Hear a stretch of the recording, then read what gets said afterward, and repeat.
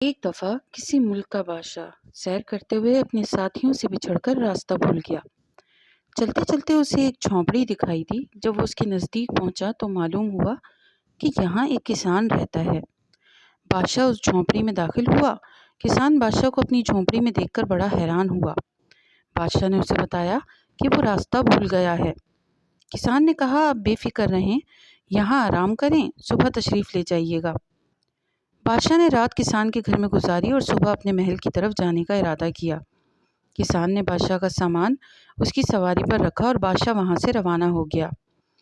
کسان اور اس کا بیٹا بھی کھیتوں کی جانب چل پڑے۔ راستے میں کسان کے بیٹے کو اشرفیوں سے بھری تھیلی ملی۔ اس نے یہ تھیلی اپنے والد کو دکھائی۔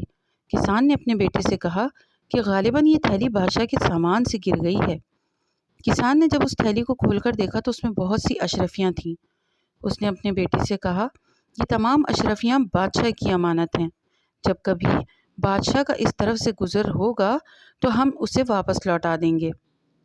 1 سال بعد جب بادشاہ کا یہاں سے گزر ہوا تو وہ کسان سے ملنے اس کے پاس گیا۔ کسان نے اشرفیوں کی تھیلی بادشاہ کے سامنے لا کر رکھ دی اور اسے یہ بھی بتایا کہ پچھلے سال جب آپ یہاں آئے تھے اسی دن صبح میرے بیٹے کو یہ تھیلی کھیتوں سے ملی تھی۔ بادشاہ نے تھیلی کھول کر دیکھی تو اس میں تمام اشرفیاں موجود تھیں۔